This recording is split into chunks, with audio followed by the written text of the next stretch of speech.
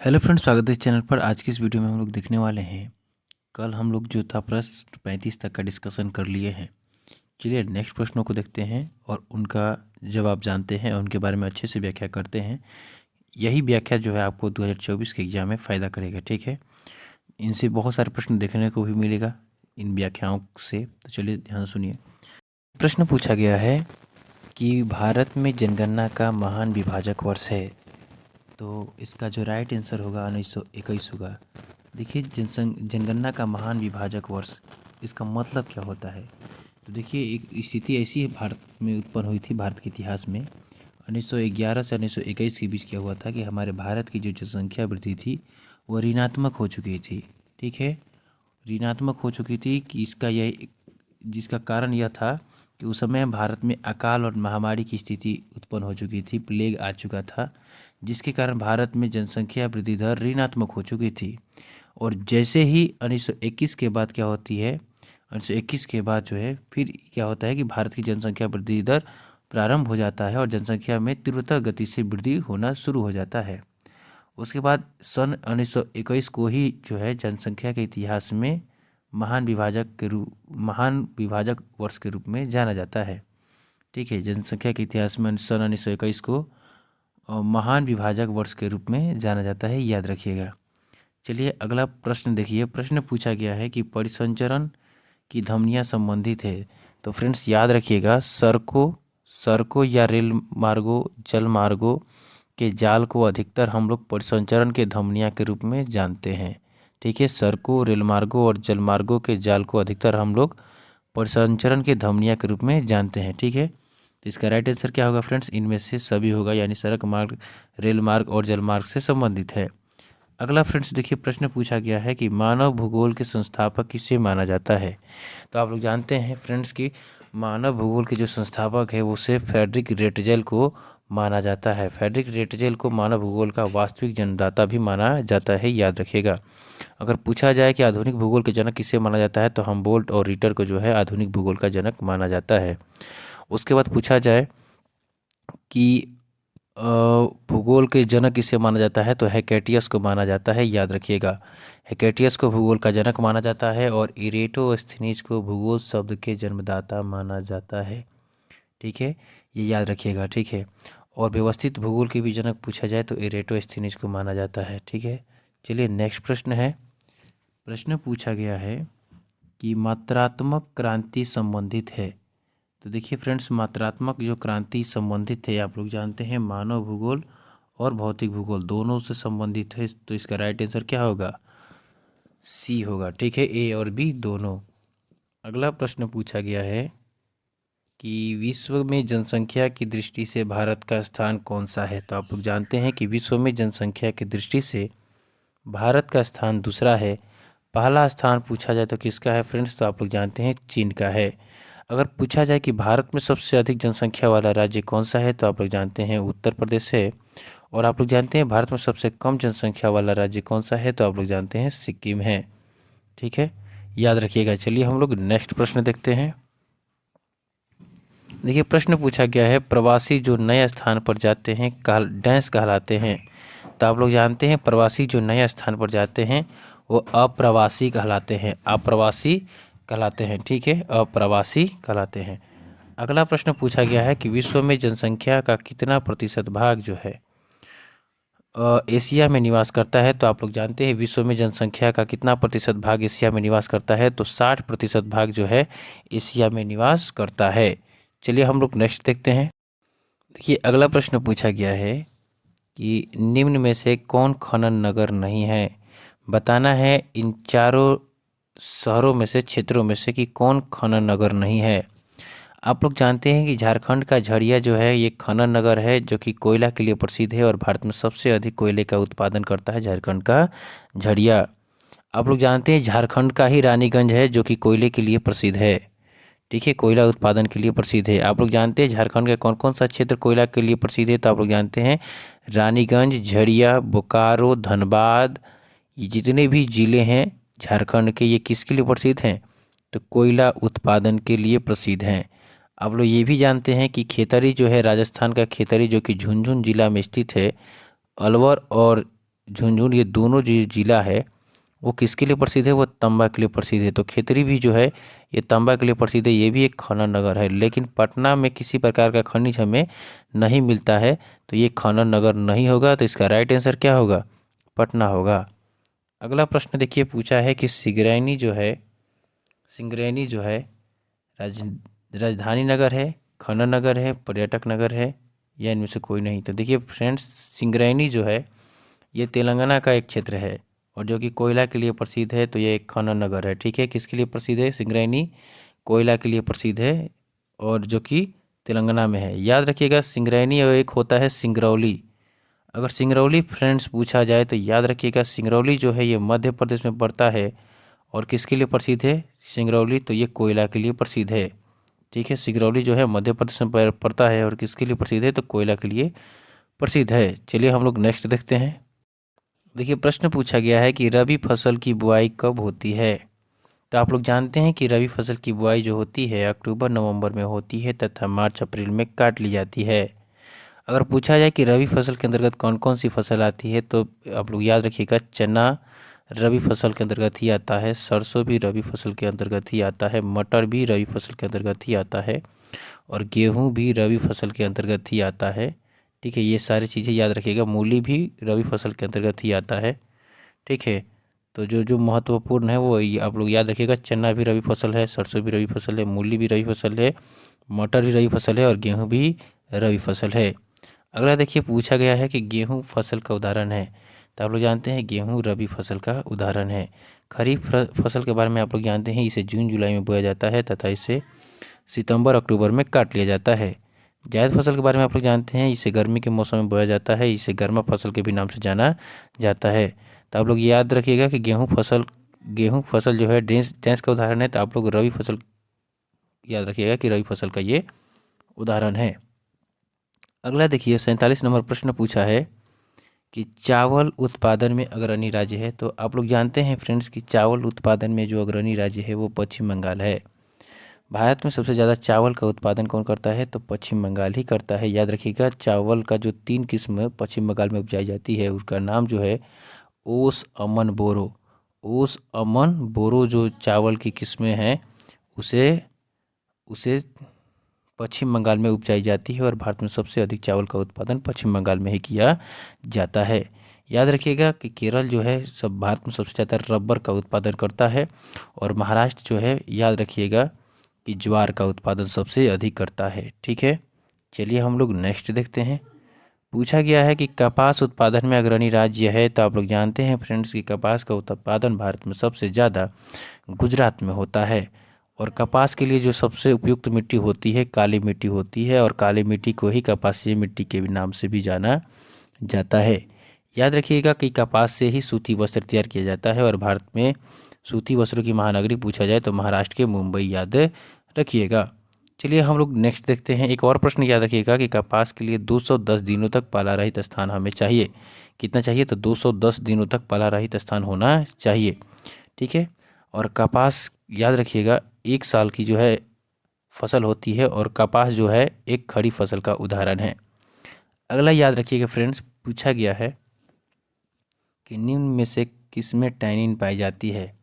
आप लोग जानते हैं कि इसमें से किसमें टैनिन पाई जाती है? तो चाय में फ्रेंड्स क्या पाई जाती है? टैनिन पाई जाती है। अगला प्रश्न पूछा गया है कि पृथ्वी पर कुल जल का कितना प्रतिशत भाग अलवणीय जल है, यानी कि मीठा जल है? तो आप लोगों को बताए थे फ्रेंड्स कि पृथ्वी पर जो है 96.5% जो भाग है ये जो है लवणीय जल है और 3.5 जो है ये क्या है? मीठा जल है। तो इसमें से देखिए तो इसमें से कौन दिया है लगभग में? तो इसमें से जो दिया है 3% इसका क्या होगा? राइट आंसर होगा। अगला देखिए पूछा गया है कि निम्न में से कौन धात्विक खनिज है? तो आप लोग जानते हैं फ्रेंड्स कि इसमें से कौन धात्विक खनिज है? तो आप लोग जानते हैं लोहा भी धात्विक खनिज है, मैग्नीज भी धात्विक खनिज है, तांबा भी धात्विक खनिज है। तो इसका राइट आंसर क्या होगा? इनमें से सभी होगा। फ्रेंड्स यहीं से पूछा जाए कि बताइए भारत में सबसे अधिक तांबा का उत्पादन कौन करता है? तो झारखंड का सिंहभूमि याद रखिएगा। और यहीं से पूछा जाए कि भारत में सबसे ज़्यादा मैग्नीज का उत्पादन कौन करता है? तो उड़ीसा करता है। और यहीं से पूछा जाए कि भारत में सबसे ज़्यादा लोहा का उत्पादन कौन करता है? तो कर्नाटक करता है। ठीक है, चलिए नेक्स्ट प्रश्न देखा जाए। प्रश्न पूछा गया है कि बैलाडीला प्रसिद्ध है। देखिए बैलाडीला जो जगह है ये छत्तीसगढ़ में स्थित है, और आप लोग जानते हैं कि बैलाडीला जो स्थित है ये छत्तीसगढ़ में स्थित है और छत्तीसगढ़ के दांतेवाड़ा जिला में स्थित है, और यह जो है लौह अयस्क के लिए प्रसिद्ध है। ठीक है, आप लोग जानते हैं कि छत्तीसगढ़ जो है पूरे भारत का 20% लौह अयस्क उत्पादन करता है, और भारत में सबसे ज़्यादा लोहे का उत्पादन कर्नाटक करता है 25%, छत्तीसगढ़ करता है 20% और उड़ीसा करता है 19%। ठीक है, तो याद रखिएगा इनका क्रम कि पहले स्थान पर कौन है, कर्नाटक है, दूसरे पर छत्तीसगढ़ है और तीसरे पर कौन है, उड़ीसा है।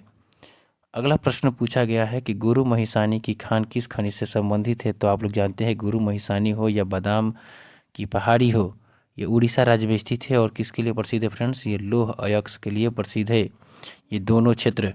ठीक है, उड़ीसा का गुरु महिसानी और बादाम की पहाड़ी जो है लौह अयस्क के लिए प्रसिद्ध है। अगला देखिए बक्साइट उत्पादन में अग्रणी राज्य कौन सा है। तो आप लोग जानते हैं बक्साइट जो है एल्युमिनियम का अयस्क है, और बक्साइट का सबसे अधिक उत्पादन कौन करता है, उड़ीसा करता है। ठीक है, और कर्नाटक जो करता है भारत में सबसे ज़्यादा लोहे का उत्पादन करता है। अगला चलिए प्रश्न देखते हैं। प्रश्न पूछा गया है कि निम्नलिखित में से कौन ऊर्जा का नवीकरणीय स्रोत है। तो आप लोग जानते हैं ऊर्जा का नवीकरणीय स्रोत मतलब कि नवीकरणीय स्रोत का मतलब यह हुआ कि वह ऊर्जा जिसको ख़त्म होने पर हम लोग पुनः प्राप्त कर लें। तो देखिए ऊर्जा के इसमें से नवीकरणीय स्रोत कौन सा होगा। तो देखिए ऊर्जा का अनवीकरणीय स्रोत कोयला है जिसे ख़त्म होने पर पुनः प्राप्त करना असंभव है, पेट्रोलियम भी है, प्राकृतिक गैस भी है, लेकिन सौर ऊर्जा जो है इसे ख़त्म होने पर पुनः प्राप्त किया जा सकता है, यानी कि सौर ऊर्जा जो है जल्दी ख़त्म होने वाला संसाधन नहीं है। ठीक है, यह जो है नवीकरणीय संसाधन है। बाकी कोयला, पेट्रोलियम, प्राकृतिक गैस जो है यह अनवीकरणीय संसाधन है। ठीक है, अगला देखिए पूछा गया है कि कल्पक्कम किस राज्य में स्थित है। तो आप लोग फ्रेंड्स जानते हैं कि कल्पक्कम जो है तमिलनाडु में स्थित है, और कल्पक्कम थर्मल पावर प्लांट के भी बारे में आप लोग जानते हैं, यह तमिलनाडु में ही है। गुजरात में आप लोग जानते हैं Sikka thermal power plant, Kakrapar thermal power plant और Mundra thermal power plant Gujarat में है। ठीक है, कैगा थर्मल पावर प्लांट आप लोग जानते हैं कहाँ है, कर्नाटक में है, याद रखिएगा। अगला प्रश्न पूछा गया है कि विकास का केंद्र बिंदु है। आप लोग जानते हैं कि विकास का केंद्र बिंदु जो है संसाधनों तक पहुंच, स्वास्थ्य ठीक और शिक्षा ठीक। तो इसका राइट आंसर क्या होगा फ्रेंड्स, इनमें से सभी होगा। ठीक है, अगला देखिए पूछा गया है कि निम्नलिखित में से किस महाद्वीप में जनसंख्या वृद्धि दर सर्वाधिक है। तो देखिए इन चार ऑप्शनों में से देखकर बताना है कि किस महाद्वीप में जो है जनसंख्या वृद्धि दर सर्वाधिक है। तो इन चारों ऑप्शनों में जो है एशिया महाद्वीप की जो जनसंख्या वृद्धि दर जो है ये क्या है, सर्वाधिक है। ठीक है, और पूछा जाए यहीं से एक प्रश्न पूछा जाता है फ्रेंड्स कि दुनिया में सबसे अधिक जनसंख्या वृद्धि दर किस महाद्वीप में है या महादेश में है। तो याद रखिएगा कि अफ्रीका महादेश में जो है दुनिया में सबसे अधिक जनसंख्या वृद्धि दर है, और इन चारों ऑप्शनों में से सबसे अधिक जनसंख्या वृद्धि दर अगर पूछा जाए तो किस में है, एशिया में है, याद रखिएगा। अगला प्रश्न पूछा गया है कि निम्नलिखित देशों में से किसका लिंगानुपात सर्वाधिक है। तो आप लोग जानते हैं कि लेटविया जो है जिसकी राजधानी रीगा है, यूरोप का एक देश है ये, यहाँ पर लिंगानुपात सबसे ज़्यादा है। आप लोग जानते हैं कि यहाँ पर 85 पुरुषों के लिए जो है 100 महिलाएं आरक्षित, मतलब 100 महिलाएं हैं। ठीक है, यूरोप में 85 पुरुषों पर कितना, 100 महिलाएं। ठीक है, तो लेटविया जो है यहाँ का लिंगानुपात सर्वाधिक है जिसकी राजधानी रीगा है। और यहीं से फ्रेंड्स पूछा जाए कि दुनिया में सबसे कम लिंगानुपात वाला जो देश है वो कौन सा है। तो याद रखिएगा कतर है। कतर जिसकी राजधानी कहाँ है फ्रेंड्स, दोहा। यहाँ पर जो है फ्रेंड्स याद रखिएगा 100 महिलाओं पर जो है 311 पुरुषें हैं। ठीक है, कतर में। तो सबसे अधिक लिंगानुपात वाला देश पूछा जाए तो लेटविया है, और सबसे कम लिंगानुपात वाला देश पूछा जाए विश्व में तो कतर है, याद रखिएगा। ठीक है, चलिए हम लोग नेक्स्ट देखते हैं। और अगर अब भारत में पूछा जाए तो आप क्या बताइएगा। तो भारत में अगर पूछा जाए कि सबसे अधिक लिंगानुपात वाला राज्य तो केरल बताइएगा, और सबसे कम पूछा जाए लिंगानुपात वाला राज्य तो हरियाणा बताइएगा। ठीक है, हरियाणा बताइएगा। चलिए हम लोग नेक्स्ट देखते हैं। प्रश्न पूछा गया है कि 60 नंबर प्रश्न पूछा गया है कि मानव विकास सूचकांक को किसने विकसित किया था। तो देखिए आप लोग जानते हैं मानव विकास सूचकांक को जो है डॉक्टर महबूब उल हक और भारत के अर्थशास्त्री अमर्त्य सेन ने विकसित किया था। महबूब उल हक जो थे एक अर्थशास्त्री थे जो कि पाकिस्तान के थे, और भारत के जो अर्थशास्त्री थे अमर्त्य सेन, इन्होंने तैयार किया था। अब आगे की बात सुनिए। मानव विकास सूचकांक जो है इस रिपोर्ट को सबसे पहले 1990 में प्रकाशित किया गया था। मानव विकास सूचकांक से पूछा जाए कि बताइए मानव विकास सूचकांक को कौन सी संस्था जारी करती है, तो फ्रेंड्स याद रखिएगा UNDP जो है जारी करती है। ठीक है, मानव विकास सूचकांक पूछा जाए मानव विकास सूचकांक के कितने सूचक है, तो 3 सूचक हैं। शिक्षा, स्वास्थ्य और जीवन स्तर क्या है? शिक्षा, स्वास्थ्य और जीवन स्तर मानव विकास सूचकांक के क्या है? सूचक है, 3 सूचक है। पूछा है मानव विकास सूचकांक के कितने पैमाना है, तो बताइएगा कि 2 पैमाना है, 0 से 1 के बीच। 0 के पास जो देश होते हैं उसे विपन्न राष्ट्र माना जाता है, और 1 के पास जो देश होते हैं उसे संपन्न राष्ट्र माना जाता है। मानव विकास सूचकांक के अनुसार याद रखिएगा फ्रेंड्स कि प्रथम स्थान पर नॉर्वे देश है। ठीक है, चलिए हम लोग नेक्स्ट देखते हैं प्रश्न 61 नंबर में पूछा गया है कि निम्न में से कौन प्राथमिक क्रियाकलाप से संबंधित है। तो आप लोग जानते हैं कि कृषि भी प्राथमिक क्रियाकलाप से संबंधित है। वानिकी यानी कि वनों को लगाना या वनों का अध्ययन क्या है? वानिकी है, तो ये भी किससे संबंधित है? तो प्राथमिक क्रिया से संबंधित है। आखेट यानी शिकार करना, ये भी किससे संबंधित है? प्राथमिक क्रियाकलाप से संबंधित है। तो इसका राइट आंसर क्या होगा? इनमें से सभी होगा। अगला प्रश्न का उत्तर सुनिए। प्रश्न पूछा गया है कि निम्न में से कौन रोपण फसल नहीं है। आप लोग फ्रेंड्स जानते हैं चाय, कॉफ़ी, कहवा, गन्ना जो है ये जो है रोपण फसल के उदाहरण है। तो कॉफ़ी भी दिया है, गन्ना भी दिया है, रबर भी दिया है, लेकिन गेहूं जो है रोपण फसल का उदाहरण नहीं है। जिसका राइट आंसर क्या होगा? गेहूं होगा। अगला प्रश्न पूछा गया है कि पशुचारण किस आर्थिक क्रियाकलाप से संबंधित है। तो आप लोग जानते हैं कि पशुचारण जो है प्राथमिक आर्थिक क्रियाकलाप से संबंधित है। अगला प्रश्न देखिए पूछा गया है कि नागपुर सड़क योजना, ठीक है, आप लोग जानते हैं कि पशुचारण किस आर्थिक क्रियाकलाप से संबंधित है, तो प्राथमिक क्रिया से संबंधित है। द्वितीयक पूछा जाए तो उद्योग धंधा जो है द्वितीय क्रियाकलाप से संबंधित है, और व्यापार, परिवहन, संचार और व्यापार जो है तृतीय क्रियाकलाप से संबंधित है, या अर्थात सेवा क्षेत्र तृतीय क्रियाकलाप से संबंधित है। अगला सुनिए, प्रश्न पूछा जाए 64 नंबर में जो प्रश्न है कि नागपुर सड़क योजना संबंधित है। तो आप लोग जानते हैं फ्रेंड्स कि नागपुर सड़क योजना जो संबंधित है सड़कों से संबंधित है। आप लोग जानते हैं कि नागपुर सड़क योजना जो है महाराष्ट्र के नागपुर में 1943 में आयोजित किया गया था। इसका मुख्य उद्देश्य यही था कि भारत में सड़कों का तीव्र गति से विकास करना। नागपुर सड़क योजना के तहत भारत के सड़कों को जो है मुख्यतः 4 भागों में बांटा गया है। एक राष्ट्रीय राजमार्ग, दूसरा राज्य राजमार्ग, और तीसरा जिला सड़क, और चौथा ग्रामीण सड़क। तो ये सारे याद रखिएगा कि नागपुर सड़क योजना किससे संबंधित है फ्रेंड्स? सड़क परिवहन से संबंधित है। अगला प्रश्न पूछा गया है कि राष्ट्रीय राजमार्ग 1 का विस्तार है। तो आप लोग फ्रेंड्स जानते हैं कि राष्ट्रीय राजमार्ग 1 यानी कि आप लोग को बताए हैं इलाहाबाद से हल्दिया अर्थात प्रयागराज से हल्दिया तक जो है राष्ट्रीय राजमार्ग 1 का विस्तार है। आप लोग जानते हैं कि जल परिवहन 2 प्रकार का होता है, एक अंतःस्थलीय जलमार्ग होता है और एक महासागरीय अंतःस्थलीय जलमार्ग होता है, और दूसरा होता है महासागरीय जलमार्ग। अंतःस्थलीय जलमार्ग जो होता है इसके देखरेख के लिए अंतःस्थलीय जलमार्ग प्राधिकरण की स्थापना 1986 में किया गया था, जिसका मुख्यालय नोएडा में है। और जानते हैं राष्ट्रीय जलमार्ग संख्या 1 का विस्तार जो है आप लोग कहाँ से कहाँ तक जानते हैं? इलाहाबाद से हल्दिया तक है। यह भारत का सबसे लंबा राष्ट्रीय जलमार्ग है। पूछा जाए कि राष्ट्रीय जलमार्ग संख्या 2 का विस्तार, तो याद रखिएगा असम के सदिया से धुबरी तक है राष्ट्रीय जलमार्ग संख्या 2 का विस्तार। राष्ट्रीय जलमार्ग संख्या 3 का विस्तार जो है केरल के कोटापुरम से कोलम तक है, ये राष्ट्रीय जलमार्ग संख्या 3 का विस्तार। तो ये सारे याद रखिएगा। अगला प्रश्न देखिए, पूछा गया है कि हजीरा बीजापुर जगदीशपुर पाइपलाइन जो है कहाँ स्थित है। तो नहीं सॉरी, इसमें पूछा है हजीरा बीजापुर जगदीशपुर पाइपलाइन का हजीरा कहाँ स्थित है। तो आप लोग जानते हैं कि हजीरा गुजरात में स्थित है।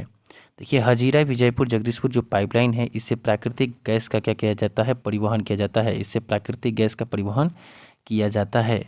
इसको जो है किसके द्वारा बिछाया गया था? तो गेल के द्वारा बिछाया गया था। गेल का पूरा नाम क्या है? तो gas authority of India limited. और इसकी स्थापना कब किया गया था? गेल का 1984 में। और इसके द्वारा प्राकृतिक गैसों का क्या किया जाता है? परिवहन किया जाता है। इसमें से आप लोग जानते हैं हजीरा गुजरात में है और विजयपुर जो है मध्य प्रदेश में है और जगदीशपुर जो है उत्तर प्रदेश में है, याद रखिएगा। ठीक है, तो चलिए हम लोग नेक्स्ट देखते हैं। अभी एक प्रश्न यहाँ पर बचा है, पूछा गया है कि कोंकण रेलवे का विस्तार किस राज्य में नहीं है। तो फ्रेंड्स हम बताएं कि कोंकण जो रेलवे है इसको महाराष्ट्र के रोहा स्टेशन से शुरू किया गया है। कहाँ से? रोहा से।